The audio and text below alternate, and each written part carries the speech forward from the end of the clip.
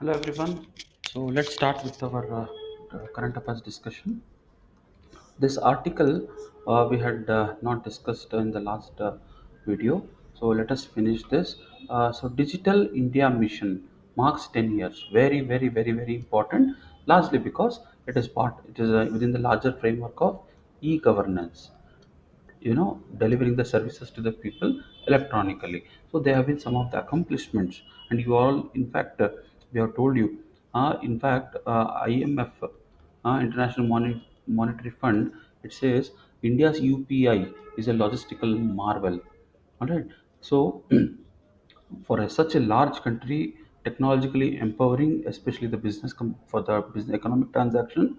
Okay, so it says that digital sector, that is digital economy, is contributing nearly 11 point or approximately 12% to the national income. Out of every 100 rupees that country is earning, okay, 12 rupees comes from the digital economy itself, and it ranks third in terms of digitalization. Yes, you need to use this academic term. Digitalization refers to digitizing the economy. All right, spread of digital technologies. So according to the state of India state of India's digital economy report published by Niti Aayog. So some of the accomplishments, let us see.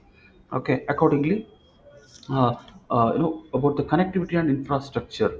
Internet connections has increased from nearly 25 cr to almost four times of this in last 10 years. And bharatnet is a pet project where the government wants to uh, bring network connectivity to the panchayats, so that the payments can be payments, the governance services, because panchayats offer nearly 800 to 900 services, including MG Nareka, poverty reduction, road construction, okay, investment on rural market, etc. So accordingly, we have nearly 2.18 lakh panchayats which are having access to high speed internet and under a project called Bharatnet. Very, very important. Then India account for nearly 49% of the, this is a comparison, 49% of the global real-time digital payments, because UPI being live in over approximately 7 countries. All at Indian embassies, tourists, etc. All right, then through India AI mission, okay, artificial intelligence, and these are some of the technological missions. All right, similarly, there is a national superconducting mission which we will be studying as we go further. All right, India semiconductor missions and India AI mission, okay, and India semicon, okay, or semicon India, it is a hackathon. All right, it's a national level hackathon program. Then under mission Karma Yogi, okay, Karma Yogi, where civil servants are, one thing is trained, and also there are 360-degree feedback on the civil servants. It is also done through technology. Accordingly, there are some of the things that you can know are, uh, regarding government to citizen services. Some of them are DigiLocker, Umang app, very, very, very, very important. Nearly 1,400 services from both central, state, local governments are registered. Umang app. All right. Then eSati to provide district level certificates like birth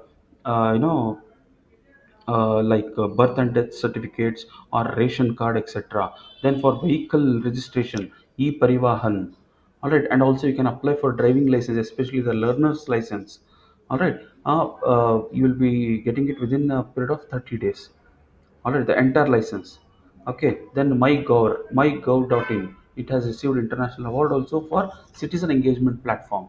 Important. Then to create a digital identity, we have Aadhaar enabled payment system. All right, there are two factors of authentication. Matlab, you can't simply download your Aadhaar. Apart from providing your Aadhaar number, you need to provide your OTP also. And using Aadhaar, it is integrated with DigiLocker. All right, so that you can have access your documents, your records, etc. All right, then is the BIM app, Bharat interface for money, e-rupee, where Reserve Bank of India is it has started the pilot project called e-rupee, important for the examination. Okay, so a digital voucher system. Okay, they will give you the central government will transfer the voucher, say of 500 or 1,000 rupees. And it has a capability that it can have a certain validity. matlab you need to spend this particular voucher within a limited period of time. Like you have other vouchers that you get in Google Pay or Phone Pay, etc. All right, so it is still in a testing platform. It is like a electronic rupee, because currently we don't have an electronic rupee. What we use is just a UPI account. Money is transferred from one account to another account. All right, you can't call it as a digital money. Digital money is the e-rupee. All right, accordingly, CP grams for public grievance redressal system. All right, and also a sparrow, very very important, okay, for the ethics paper. All right, the sparrow for no appraisal, and also review of all the government employees, and government e-marketplace where MSMEs, okay, government people who want to market their products to the government, because government itself spend approximately 4 to 5% of the GDP for procurement. Okay. So yeah, many MSMEs depend upon the government procurement, and government invest on construction of roads. That time the tender etc. is called through government e-marketplace. Very important towards education. Diksha program, Swayam, National Digital Library of India, and PM e-Vidya. It's a multimodal access. Matlab, in the sense you will have access to all the learnings that will happen through television, even YouTube, etc. All right. Then Ayushman Bharat Health Card, Co-win app, which you have already experienced it. E-Sanjeevani, that is through telecommunication. You can contact a consult a doctor free of cost. Okay, then towards agriculture, you can see ENAM app, Kisan Suvidha app, Pradhan Mantri Kisan portal, where 6,000 rupees of money is transferred directly to the farmer. Then regarding cyber security, we have established a computer emergency response team.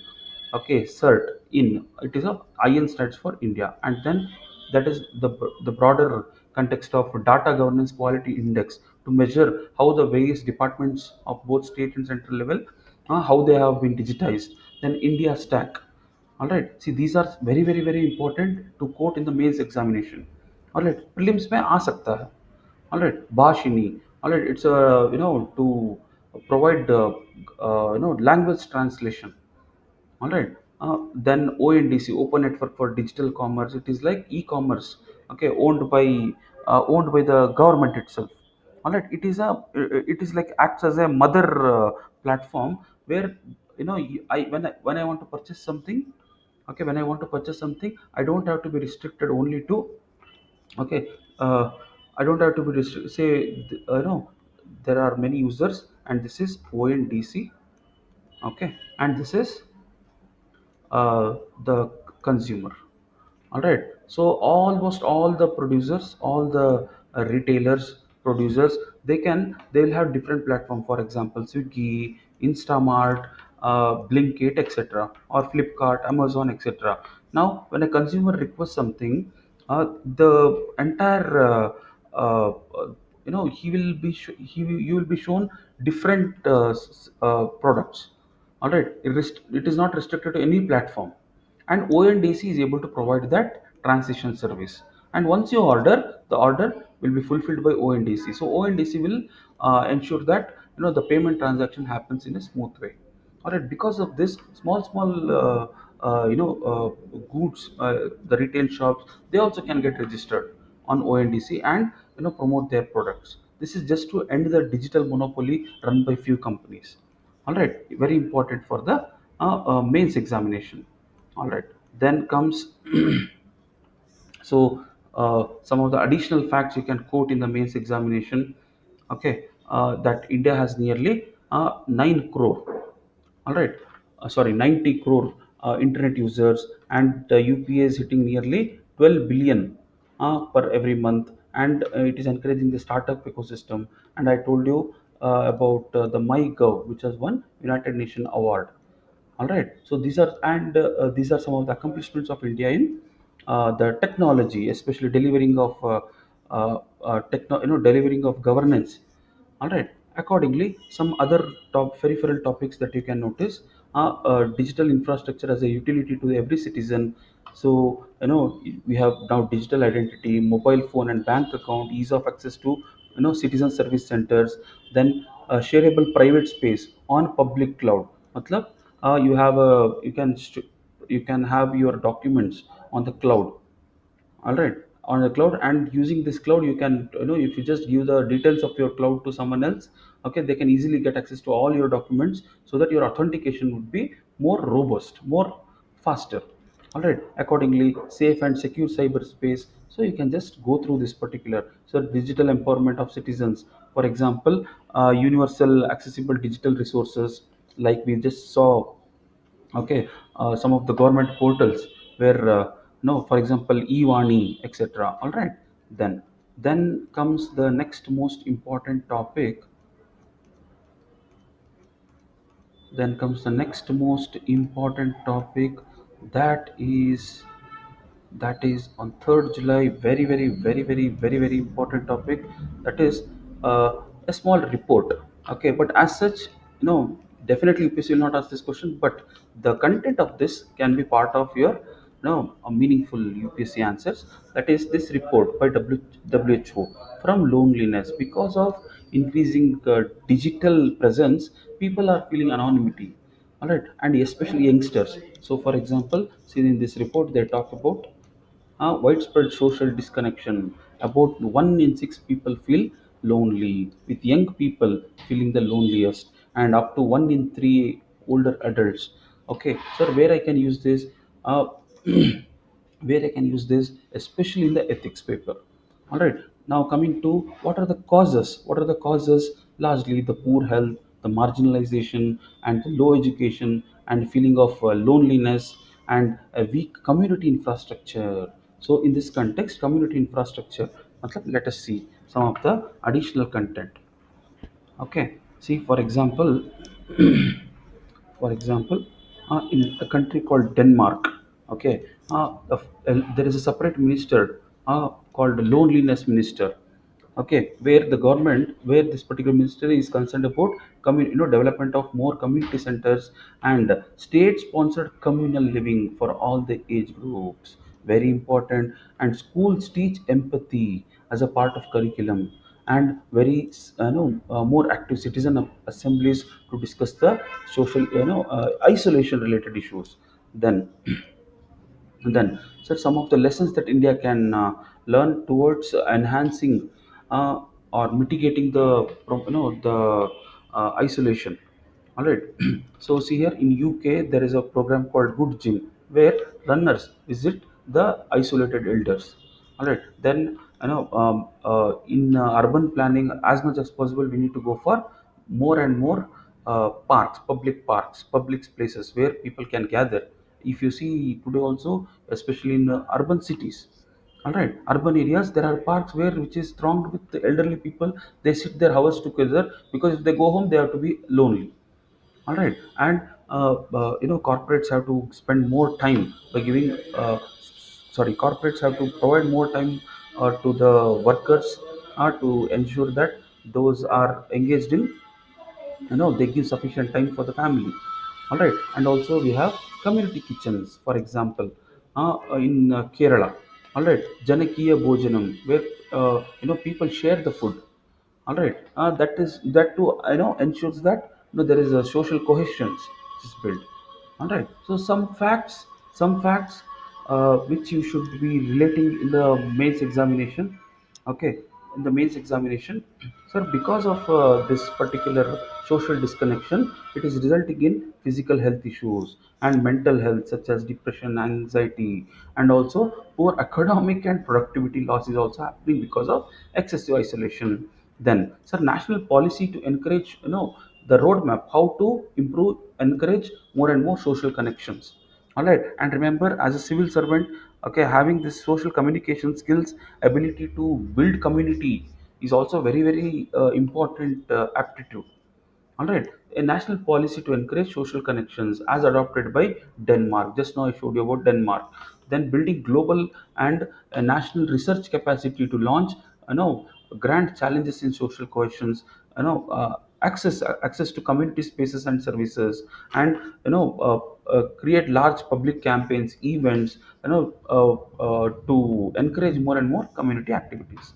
Then comes the next most important thing, that is International Atomic Energy Agency. All right, Iran, which was part of, which had signed agreement with the IAEA as well as United States about cooperating in its access to providing access to providing access to Iran's nuclear reactors, so that Iran is transparent, so that Iran's inspectorate, all right, in Iran's IAES inspectorate will ensure that Iran will not violate the terms and start enriching nuclear uranium and go for development of a nuclear bomb. In this context, IAEA, all right, IAEA is not a specialized agency, but definitely it reports to the United Nations. Sir, and its motto stands as atoms for peace. Now, Iran, because that America bombed, and that Israel used this IAEA report itself to bomb Iran, and Operation Midnight Hammer, okay, which was launched by United States, okay, on a sovereign country. How can any third country unilaterally bomb another country? What about the international rules and regulations? So Iran has now suspended all type of cooperation. So this can again, another in 10 years, it can again nuclearize the entire Middle East. All right. Yes. Now, in this context, the larger question that UPSC can expect, or you can write in the mains examination is, okay. See, now United Nations, all right, WHO or UNESCO or IMF, these international bodies which are run by developed countries, they are largely becoming irrelevant. Matlab, now Iran withdrew. In fact, once upon a time, UNESCO say, USA बाहर आया था. All right. So, weakening of the international institutional authority. This is largely manifest in decreased compliance with international law, and because these countries, how come they unilaterally bomb another country?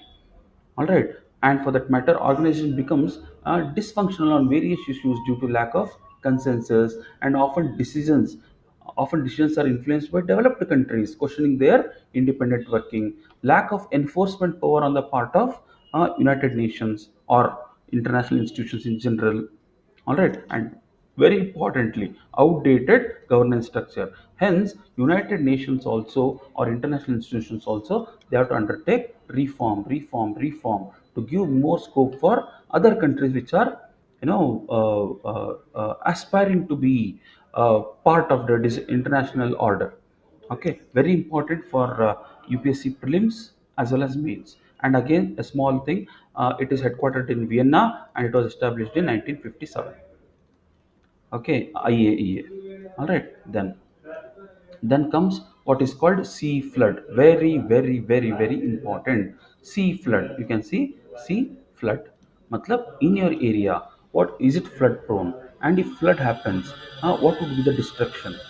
All right. Accordingly, out of the India's 329 total million hectare, 329 million hectares of area, 12% of India's area, that is approximately 40 million hectares, okay, is prone to floods. Very, very, very, very important. So, using this sea flood, okay, especially sea flood provides data to seaflood provides data, a 3D modeling. All right, here it is 2D hydrodynamic modeling to simulate flood scenarios. What are the measures that countermeasures that we need to take? So this can be utilized in your disaster management paper 3 part. It offers flood inundation maps and water level predictions to aid disaster preparedness. All right, it is jointly developed by Center for Development of Advanced Computing. Very important. It is the brain behind National Supercomputing Mission also, because this requires supercomputers, this modeling, etc. Because it requires simulation. All right, more computation should be there. Then Central Water Commission, again, it is not a statutory body. It is not a statutory body. Do not confuse. All right, is entrusted with the task of flood forecasting and early flood warning. Then National Remote Sensing Center. All right, National Remote Sensing Center, important. Then, sir, this is started This project is a part of larger national supercomputing mission started in the year 2015, all right, to develop supercomputing abilities, all right. So important for the mains examination. Then comes all right so this part we'll be discussing meanwhile. Thank you so much.